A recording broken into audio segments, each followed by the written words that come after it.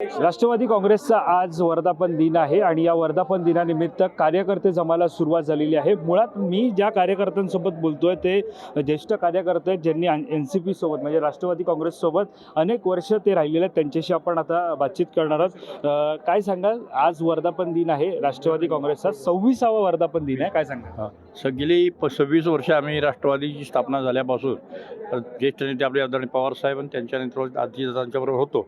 गेली वर्षभरामध्ये अजितदादांच्या पाठीमागे आम्ही सर्वच महाबळेश्वर तालुका आमचे आमदार मकरंदाबा पाटील यांच्या नेतृत्वाखाली आम्ही सगळे महाबळेश्वरवाले आदरणीय अजितदादांच्या नेतृत्वाने काम करतो। हे एवढे अधिवेशन आमच्या महाबळेश्वरला एकदा झालं होतं की 25 वर्षापूर्वी, पण आता मोठ्या प्रमाणात हे अधिवेशन होते।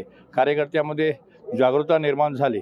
येणाऱ्या निवडणुकीमध्ये मग नगरपालिका असतील, जिल्हा परिषद असतील, आमची राष्ट्रवादी ही एक नंबरला आमच्या मतदारसंघामध्ये आदरणीय मकरंदाबांच्या नेतृत्वाखाली राहील याची आम्ही सर्वजण ग्वाही देतो। आम्ही सगळे पदाधिकारी या ठिकाणी आलो आहोत। काय सांगाल, तुम्हाला विचारतो, या 26व्या वर्धापन दिनानिमित्त काय सांगाल?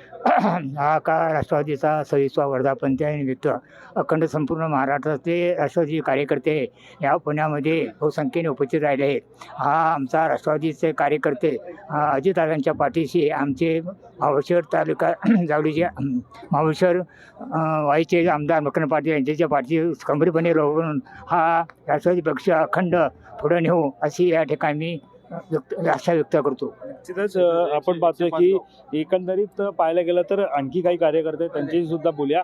काय वाटतं, आज 26वा वर्धापन दिन आहे, काय सांगाल? आमची तर सर्व कार्यकर्त्यांची प्रामाणिक इच्छा आहे की पवारसाहेब आणि अजितदादा एकत्र यावे आणि हीच एकमुखी राष्ट्रवादी संपूर्ण प्रश्न पुढचा तोच आहे की ज्या प्रकारे 26वा वर्धापन दिन होतोय, मात्र तुम्ही वर्षानुवर्षे राष्ट्रवादीचे कार्यकर्ते राहिलेले आहात, कधी वाटलं होतं का की राष्ट्रवादीमध्ये 2 विभाजन होतं आणि 2 वर्धापन दिन होते? नाही, तशी कधी कल्पना नव्हती, परंतु शेवटी हा सत्तेचा खेळ आहे आणि त्याच्यामध्ये काही निर्णय त्यावेळेला जशी वेळ येईल त्यावेळी तसे घ्यावे लागतात आणि त्याप्रमाणे दादांनी त्यावेळेला तो निर्णय घेतला।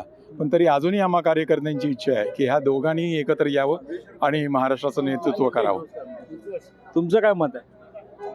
दोन्ही पवारसाहेब आणि अजितदादांनी एकत्र यावं आणि या महाराष्ट्राचा बहुसंख्येने विकास व्हावा अशी आमची सर्व कार्यकर्त्यांची महाबळेश्वर तालुक्याच्या वतीने विनंती आहे। निश्चितच आपण पाहायला गेलं तर या ठिकाणी सर्व कार्यकर्ते म्हणत आहेत की आज वर्धापन दिन असला तरी राष्ट्रवादी काँग्रेसचा वर्धापन दिन या ठिकाणी होतोय, मात्र पुण्यामध्ये 2 वर्धापन दिन पार पडत आहेत। तुमच्याशी बातचीत करतो, काय सांगाल, एकंदरीत वर्धापन दिन आज होतोय, काय सांगाल? वर्धापन दिनाच्या निमित्तानं खऱ्या अर्थानं पवारसाहेब आणि अजितदादा एकत्र आले तर खूप बरं होईल।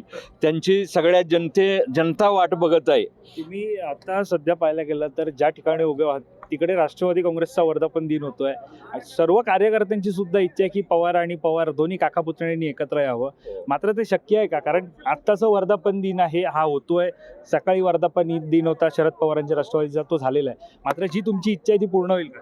हा, होईल ना, होऊ शकतं ना, काही होऊ शकतं। राज ठाकरे उद्धव ठाकरे एकत्र येऊ शकतात, मग अजितदादा आणि पवारसाहेब 100% येऊ शकतात आणि येतील असं मला खात्री आहे। पण मग या वर्धापन दिनानिमित्त ज्यावेळेला वर्धापन दिन असतो म्हणजे नवीन वर्षाची सुरुवात पक्षाची, ज्यावेळेला नवीन वर्षामध्ये जेव्हा पक्ष पदार्पण करतं, वर्धापन दिनानिमित्त अजितदादा जे संबोधित करतात, मग ती वर्षभरासाठी तुमची वाटचाल असते। मग आत्ता जे वर्धापन दिन आहे, आत्ता जो होतोय, त्या वर्धापन दिनानिमित्त अजित पवार शरद पवार काय वाटतं, घोषणा होईल, एकत्र येतील, चर्चा होईल? होईल ना, होईल, होऊ शकते। मला तरी अंदाज आहे की 100% आजही एखाद्या वेळेला होऊ शकते। इतके सकारात्मक आहात तुम्ही? हा, खरं आहे ना, आम्हाला असं वाटतंय ना, हे जे ताटातूट झाली यांची चुलत्या काकांची, ही एकत्र आली पाहिजेत आणि आल्यानंतर खऱ्या अर्थानं राष्ट्रवादीचंच राज्य ह्या महाराष्ट्रामध्ये 100% येईल असं मला खात्री आहे। म्हणजे राष्ट्र येईल म्हणजे मुख्यमंत्री अजित पवार असतील? हो, 100% होऊ शकतात। आणखी काय सांगाल?